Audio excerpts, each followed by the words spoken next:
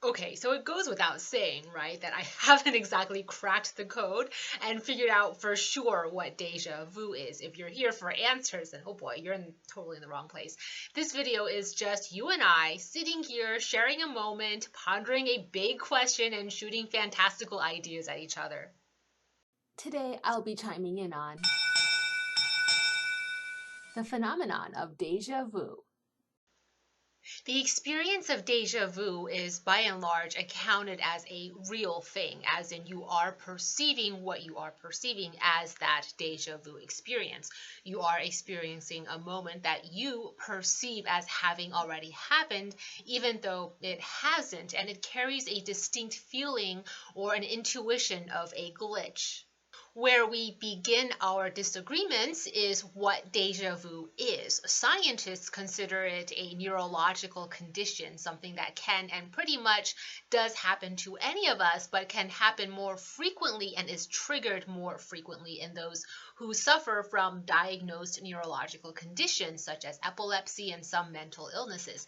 Taking drugs jacked up with dopamine being a neurotransmitter, can also induce more frequent occurrences of deja vu. We think that deja vu is a trigger from the temporal lobe of our brains. The temporal lobe takes care of functions like long term memory, visual memories, and processing sensory input. The temporal lobe is also the part of your brain that covers semantics, and that's how you process language, the meaning of language, signs and symbols, and omens, metaphors, allegories, so like I said, symbolism. And so it's very interesting that this temporal lobe is what controls semiotics and also what controls what is possibly the deja vu trigger.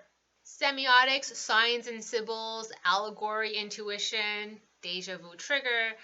So, naturally, someone woo woo like me is going to think that deja vu is related to psychic ability or psychic perceptions. I mean, like, duh, doesn't that make most sense?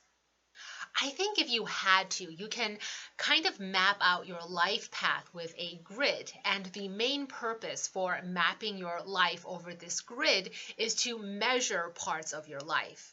So then various sectors of this grid represent milestones. Milestones in this present lifetime correspond in some way karmically to milestones from a past lifetime. So there's sort of a correlation of some kind between the life path in the past and the life path in the present. Yeah, I'm gonna go there. I believe deja vu relates to past lives. I'll link a previous Bell Chimes In video on past lives and reincarnation just for reference so you know where I'm coming from. So, when we begin to cross the boundary line or threshold of one milestone from your current life right now to a new one, you have arrived at that specific threshold as a direct result of karmic causation, meaning this sector of your life right now is brought on by a sector from a previous lifetime. So, assuming that is true, big assumption, I know, follow me here, that where you are right now is a direct result of a karmic causation from a related event in a past life, something happens in your brain, kind of like a psychic function. And yeah, it does kind of feel like a glitch. Your brain kind of does like a double take and is like, oh, this seems kind of familiar. Can we illustrate this? Yeah, I think we can illustrate this. Let's say this line represents a past life you lived, and this line below it represents your current life path. Your current life path is determined by reactant forces as a result of what you set into motion in a previous life or karma, and the choices you make by your own free will in your present life. The wild card factor, in a sense, that which is not yet determinable, is your free will, the choices you'll be making, and so not all these sectors or milestones between the past life and the present life line up exactly. Now, let's assume an instance when they do line up and something from a previous life becomes the cause of something that gets triggered into a new milestone of your present life. So the boundaries of different milestones of life line up. When that happens, we experience deja vu. It feels like it's happened before, but really that's just our perception. What's really happening is something is aligning between different timelines and we intuit that alignment, but we don't have enough other recallable memory to process that information. So our brain fills in the missing pieces with the same exact pieces. So we think the same thing has happened, but it's just our brain trying to fill in the gaps of memory. And this isn't to say that the exact moment of the actual deja vu is karmically significant per se. It's just indicating that something has begun or something has gone into effect. Maybe the story hasn't started yet, but you've picked the book already and opened its cover. Deja vu is the moment you pick the book and open its cover, but you haven't actually started reading it. Let's say what I said about deja vu is true. If so, then how do you explain the increased frequency of deja vu experiences in people who either have neurological conditions or are taking drugs that affect their temporal lobes? I don't know. But I'm reminded of something a Buddhist monk teacher Sifu guy once told me. He was lecturing to a room full of teenagers about psychedelic drugs and Buddhism, which is like totally interesting. I bet right now you're like, oh my God, stop right there. Can you please finish that story? He was saying how the experience of enlightenment or near enlightenment, what you can experience from dedicated practice of meditation, is a naturally occurring experience, much like what you experience when you take psychedelic drugs. So, when you take psychedelic drugs, you can experience some of that euphoria you can naturally and independently from dedicated meditation achieve.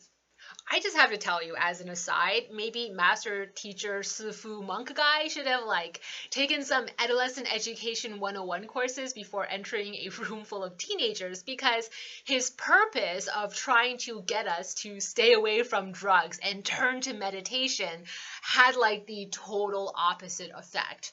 As a teenager, I hadn't been more interested in taking psychedelic drugs until that moment.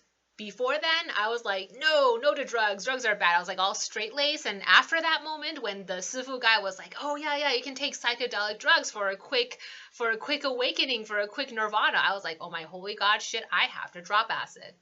So the Buddhist monk was trying to explain to us how psychedelic drugs can trigger a false sense of enlightenment. That was not actual nirvana. That was a false perception of nirvana. True experience of nirvana still comes from doing it the hard way, dedicated meditation.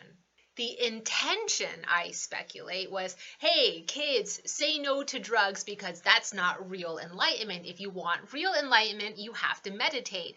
Not sure that's the best strategy for keeping Buddhist kids off drugs, but hey, who am I to judge?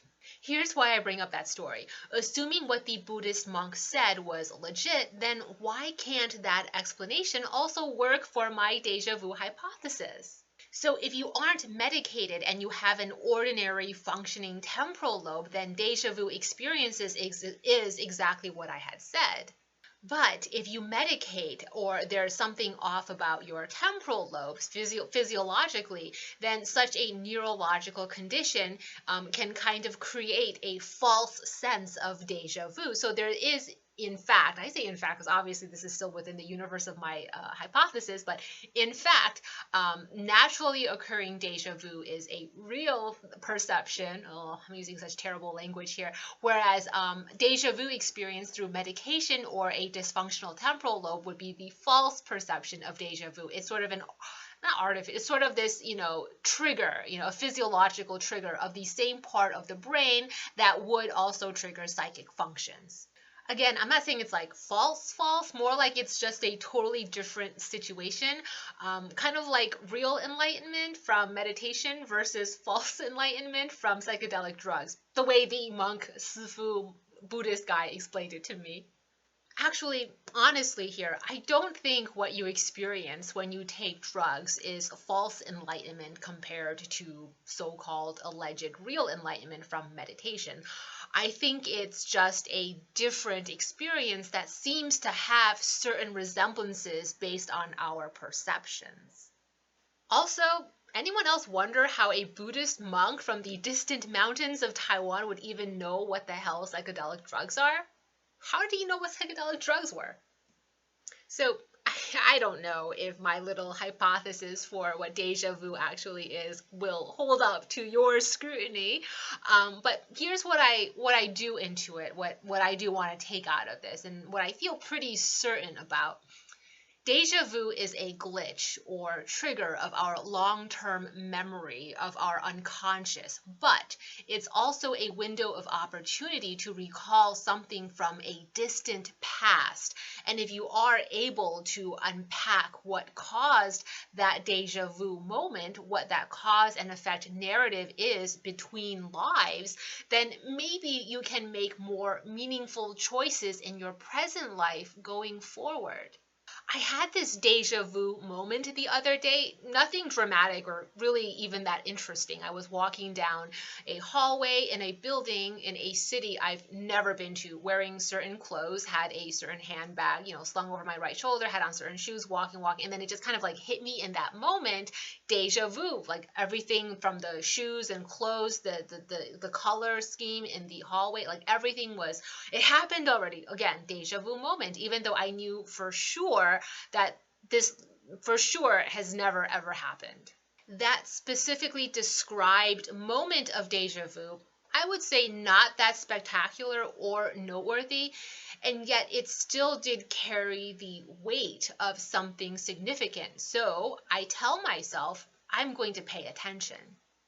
When I experience deja vu, I'll write it down. I don't just grin at whoever is nearby and say, hey, deja vu, and then forget about it. I actually go through the trouble of writing it down and recording exactly, play by play, that moment of the deja vu, recalling as many little details, even insignificant ones, as like what I'm wearing, what I smelled, what kind of handbag I had, like every single detail.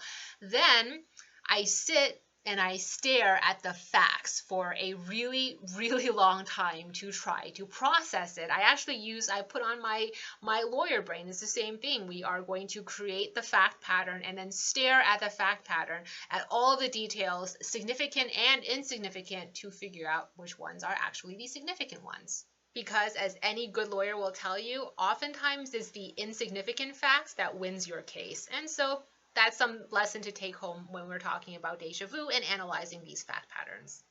I also think back to a couple hours beforehand and the day before, a couple days back, and just generally the stage of life I'm going through at that moment that the deja vu has occurred. And I search these recent past memories to identify what critical decisions I may have made recently. Yes, in the beginning, you might not be very good at identifying critical decisions because oftentimes critical decisions look innocuous and boring at the surface, like you said. Like maybe you said yes, you'll go to a party, and that doesn't seem very significant, but having said yes to the party instead of no makes all the difference in the world. Or you chose to wear the blue shoes to go to the party instead of the red shoes. You went left instead of right. You decided to turn your head at just the right time, and as a result, you see a certain somebody walk by, and in that moment, you two make contact. So a lot of insignificant decisions turn out to be the things that really change our destinies. You pick up the phone and you answered it instead of letting it go to voicemail. More often than not, these are the critical decisions that we make.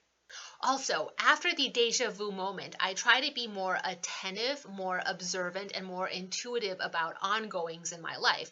I try to pay closer attention for signs and omens, and I also ask for signs and omens. I acknowledge to myself, to my higher self, higher angels, whatever you want to call it, but I acknowledge to myself, okay, this is significant. I saw it, I understood it, I acknowledge it. Now give me a sign so I can understand it a little bit better.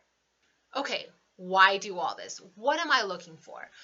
I'm looking for opportunities. Did one part of myself that's usually concealed or suppressed just manage to slip through a critical message to another part of myself, the one that's usually conscious, aware, and dominant? And how can I make the most of that critical message that that receded part of me has somehow managed to push forward? Immediately following that moment of deja vu, even though that specific moment of the deja vu per se wasn't significant, a chain of events after that were significant, and it usually is. Things I thought were true were brought into question. Things I've always taken for granted are now somehow in jeopardy. I meet new people in my life that have an impact. So it's very interesting how if you do start to pay attention to these deja vu moments, you realize through observation and personal history that the moments afterward does feel like there was a chain of events that was inexplicably triggered. So then what I do is I start to piece these fragments together like a puzzle and try to figure out why that deeper latent part of me slipped this message to the surface level and to the aware part of myself. Even if the slip or glitch that we experience as deja vu is a total physiological glitch in our biological systems, I do believe there is a deeper psychic implication that caused that glitch in the first place, and that deeper psychic implication is a crossover between lives. Something happened in a past life that triggered this wave of energies beginning in my present life that I realize if I pay attention to the deja vu experiences. You don't have to be, but I'm pretty convinced that there is something at the psychic level that happens when we experience deja vu. I just haven't managed to clearly articulate what I think that something is. All right, so that was my take. What's your take on deja vu?